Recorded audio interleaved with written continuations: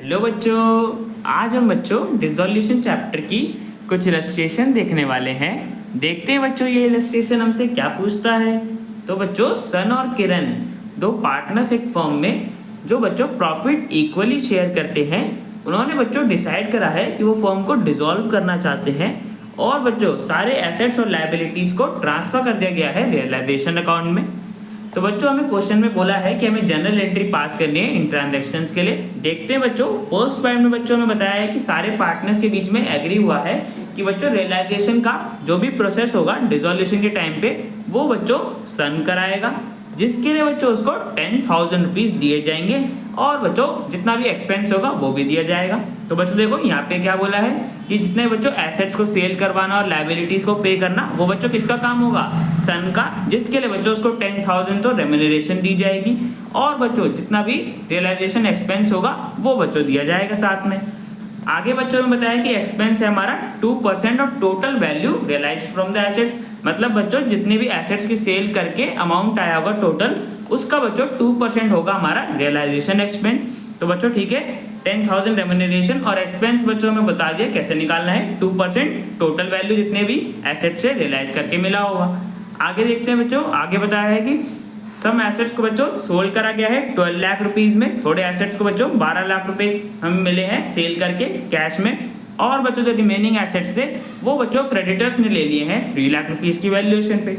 ठीक है बच्चों, तो बच्चों देखते हैं रेम्यूनरेशन बच्चों हमारे पास सबसे पहले 10,000 रुपीज दे रखी है। एक्सपेंस बच्चों हमें निकालना है। एक्सपेंस के लिए बच्चों क्या बोला था कि टोटल वैल्यू जितने भी एसेट्स को रियलाइज करके हमें मिला होगा उसका बच्चों 2% हमारा रियलाइजेशन एक्सपेंस होगा। तो बच्चों देखो 12 लाख रुपीज तो यहाँ पे हमें कैश में मिले थे एसेट्स को रियलाइज करवा के, और बच्चों 3 लाख रुपीज क्रेडिटर्स से मिले थे। ठीक है बच्चों, क्रेडिटर ने ले लिए थे एसेट 3 लाख रुपए की वैल्यूएशन पे। तो बच्चों टोटल हमारे पास कितना अमाउंट मिला एसेट से, 15 लाख रुपीस बच्चों हमें टोटल एसेट से रियलाइज हुआ। अब बच्चों इसी अमाउंट का अगर हम 2% निकाल देंगे तो बच्चों हमारे पास रियलाइजेशन एक्सपेंस आ जाएगा। तो बच्चों 15 लाख का 2% कितना आ गया हमारे पास, 30,000। तो बच्चों रियलाइजेशन एक्सपेंस हो गया 30,000 और बच्चों रेम्यूनरेशन कितनी थी 10,000, मतलब बच्चों 10,000 रुपए के साथ साथ 30,000 रुपए बच्चों और मिलेंगे रियलाइजेशन एक्सपेंस के।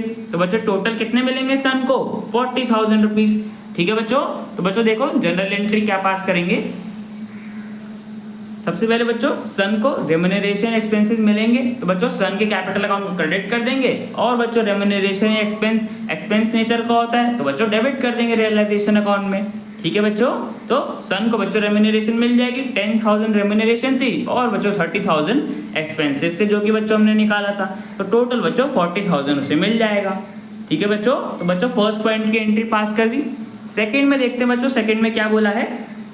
सेकेंड में बच्चों में बताया कि डेफर्ड एडवर्टाइजमेंट एक्सपेंडिचर अकाउंट था बच्चों बुक्स में 28,000 रुपीज का। तो बच्चों देखो डेफर्ड एडवर्टाइजमेंट एक्सपेंडिचर को अकाउंट को तो बच्चों हम हमेशा राइट ऑफ ही करते हैं, चाहे एडमिशन हो, चाहे रिटायरमेंट हो, चाहे डेथ हो। तो देखो बच्चों एडवर्टाइजमेंट एक्सपेंडिचर को तो हमें राइट ऑफ ही करना पड़ेगा, बिकॉज बच्चों क्या है ये फिक्टिशियस एसेट है, और बच्चों जब भी एसेट का हमें बेनिफिट मिल जाता है तो हम उस एसेट को राइट ऑफ कर देते हैं। तो बच्चों डिसोल्यूशन के टाइम पे भी हमें एडवर्टाइजमेंट एक्सपेंडिचर अकाउंट को राइट ऑफ करना होता है पार्टनर्स के कैपिटल अकाउंट के थ्रू।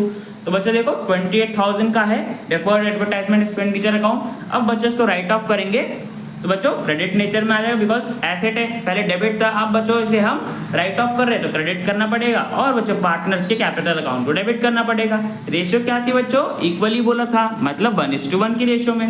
तो बच्चों 1:1 की रेशियो में हमने पार्टनर के कैपिटल अकाउंट को डेबिट कर दिया और बच्चों डेफर्ड एडवर्टाइजमेंट सस्पेंस अकाउंट को क्रेडिट कर दिया। ठीक है बच्चों, तो बच्चों सेकंड पॉइंट की भी एंट्री पास कर दी। थर्ड में देखते हैं बच्चों, थर्ड में देखो बच्चों बताया है कि हमारे पास 1,20,000 का स्टॉक था, उसमें से बच्चों किरण ने बच्चों 1/3 ले लिया स्टॉक का 25% के डिस्काउंट पे। अब बच्चों पहले हम इतने तक की एंट्री करते हैं। तो बच्चों देखो किरण ने कितना लिया 1/3, तो बच्चों 1,20,000 हमारे पास टोटल स्टॉक था, उसका बच्चों 1/3 कितना हो गया 40,000, मतलब बच्चों किरण ने 40,000 का स्टॉक लिया है, वो भी बच्चों डिस्काउंट पे लिया 25% के डिस्काउंट पे। तो बच्चों 40,000 का 25% कितना हो गया हमारे पास आ गया बच्चों 10,000, मतलब बच्चों उसने 40,000 का स्टॉक 25% यानी बच्चों 10,000 के डिस्काउंट पे लिया, तो बच्चों किस अमाउंट पे लिया होगा 30,000। ठीक है बच्चों, तो देखो बच्चों एक बार वापस समझ लो, 1,20,000 हमारे पास टोटल वैल्यू थी स्टॉक की, उसमें से किरण ने 1/3 लिया, तो कितना लिया बच्चों 1/3 निकाला, हमारे पास आ गया था 40,000। किरण ने बच्चों 40,000 रुपीज़ का स्टॉक लिया था और वही बच्चों डिस्काउंट पे बोला था 25%, तो बच्चों हमने डिस्काउंट निकाल लिया जो कि बच्चों हमारे पास 10,000 रुपीज़ आया था। तो बच्चों किस अमाउंट पे लिया, 30,000 पे। तो बच्चों देखो जनरल एंट्री पास कर देते हैं। बच्चों मैंने बताया हुआ है जब भी पार्टनर एसेट लेके जाता है तो हम पार्टनर के कैपिटल अकाउंट को डेबिट करते हैं। तो बच्चों किरण के कैपिटल अकाउंट को डेबिट कर देंगे 30,000 रुपीज़ से और बच्चों रियलाइजेशन अकाउंट को क्रेडिट कर देंगे बिकॉज बच्चों पार्टनर एसेट लेके जा रहा है और बच्चों 30,000 से करेंगे। ठीक है बच्चों, 2 मिनट बच्चों रुक जाते हैं, आवाज़ आ रही है।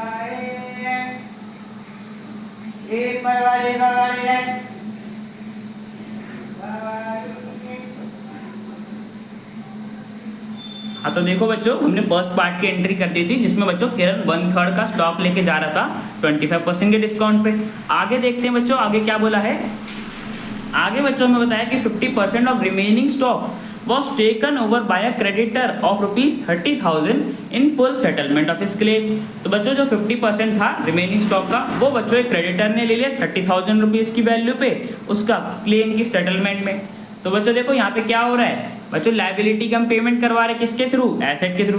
तो बच्चों इस केस में तो बच्चों कोई एंट्री पास नहीं करते। जब भी बच्चों मैंने बताया हुआ है ना कि जब भी हम एसेट का यूज करते हैं किसी लायबिलिटी की पेमेंट करने के लिए तो बच्चों उस केस में कोई भी एंट्री पास नहीं करी जाती। ठीक है बच्चों, तो बच्चों यहाँ पे भी यही हो रहा है, हम स्टॉक का यूज कर रहे हैं क्रेडिटर की पेमेंट करने के लिए। तो बच्चों इस केस में हम कोई एंट्री पास करेंगे नहीं सर, कोई एंट्री पास नहीं होगी। तो बच्चों इस केस में हमें निकालने की भी जरूरत नहीं कि 50% कितना था और बच्चों कितना फायदा हुआ। ठीक है बच्चों, तो इस केस में बच्चों कोई एंट्री पास नहीं करेगी। नेक्स्ट देखते हैं बच्चों, हमें नेक्स्ट बोला था कि balance amount of stock realised at ₹25,000। तो जो बैलेंस बचा था स्टॉक का उसे बच्चों सेल करके रियलाइज करके हमें 25,000 रुपीज़ मिला है। तो बच्चों इसकी तो हम नॉर्मल एंट्री पास कर देंगे। तो बच्चों जब भी एसेट को रियलाइज करते हैं तो क्या एंट्री पास करते हैं, बैंक अकाउंट को बच्चों डेबिट करते हैं, हमारे पास पैसा आ रहा होता है एसेट की सेल करके, और बच्चों रियलाइजेशन अकाउंट को क्रेडिट कर देंगे बिकॉज बच्चों एसेट को तो हम पहले ट्रांसफर कर चुके हैं। तो अब बच्चों हमें ट्रांजैक्शन रियलाइजेशन अकाउंट के थ्रू करनी होगी। ठीक है बच्चों, तो बच्चों देखो हमारे पास सी पार्ट में 3 ट्रांजैक्शंस थी। उसमें से पहले बच्चों क्या था कि पार्टनर ने ले लिया था डिस्काउंट पे, तो बच्चों इसकी हमने ये एंट्री पास करी थी। सेकंड में बच्चों क्रेडिटर ले लिया था, तो उस केस में बच्चों कोई भी एंट्री पास नहीं करते। थर्ड केस में बच्चों हमें जो बैलेंस अमाउंट का स्टॉक बच गया था उसको रियलाइज करके इतना अमाउंट मिला था, तो बच्चों हमने उसकी जनरल एंट्री पास कर दी। तो बच्चों थर्ड पार्ट भी यहाँ पे हमारा कंप्लीट हो गया। नेक्स्ट देखते हैं, लास्ट में बच्चों में बोला है कि एक आउटस्टैंडिंग बिल था रिपेयर और रिन्यूअल का 3,000 रुपीज़ का, जो कि बच्चों देना था, आउटस्टैंडिंग था, वो कि बच्चों सेटल कर दिया गया है एक अनरिकॉर्डेड एसेट के थ्रू जिसकी बच्चों वैल्यू 10,000 रुपीज़ थी। तो बच्चों देखो सबसे पहले यहाँ तक की हम एंट्री देखते हैं। क्या था बच्चों, एक आउटस्टैंडिंग बिल था, मतलब बच्चों पे करना होगा फर्म को। एक लायबिलिटी थी 3,000 रुपीज़ की जो कि बच्चों सेटल कर दी गई है, मतलब बच्चों पेमेंट कर दी गई है एक अनरिकॉर्डेड एसेट के थ्रू जो कि बच्चों जिसकी वैल्यू 10,000 रुपीज़ थी। तो बच्चों यहाँ पे देखो पिछले केस में भी यही हो रहा था, मैंने क्या बताया था कि जब भी बच्चों हम लायबिलिटी की पेमेंट करेंगे एक एसेट के थ्रू तो बच्चों इस केस में हम कोई एंट्री पास नहीं करेंगे। इसमें तो बच्चों यही हो रहा है ना, हम अनरिकॉर्डेड एसेट को यूज करके आउटस्टैंडिंग बिल की पेमेंट कर रहे हैं जो कि बच्चों लायबिलिटी है। तो बच्चों ये पेमेंट जो करी होगी 3,000 रुपीज़ की, उसकी तो बच्चों हमें कोई एंट्री पास नहीं करनी। ठीक है बच्चों, तो no entry has been passed in this case. Next देखते हैं बच्चों, नेक्स्ट हमें बताया कि बैलेंस जो है बच्चों वो कैश में सेटल कर दिया गया। किसका बैलेंस देखो बच्चों, 3,000 रुपीज़ का तो बच्चों बिल पे कर दिया होगा, तब भी बच्चों हमारे पास बैलेंस कितना बच गया एसेट में से 7,000। ठीक है बच्चों, तो 7,000 बच्चों हमें कैश में मिल गया होगा बिकॉज 10,000 में से 3,000 रुपये का बिल पे कर दिया। तो बच्चों जो रिमेनिंग बैलेंस था वो कैश में हमें मिला होगा, वो बच्चों बोला हुआ है, तो 7,000 बच्चों हमें मिला होगा।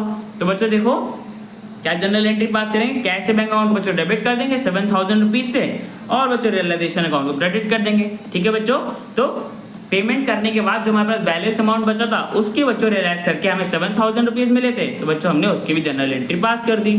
तो बच्चों सारे केस की जनरल एंट्री पास हो गई। तो बच्चों क्वेश्चन हमारा कंप्लीट हो गया। अब बच्चों मिलते हैं नेक्स्ट वीडियो में।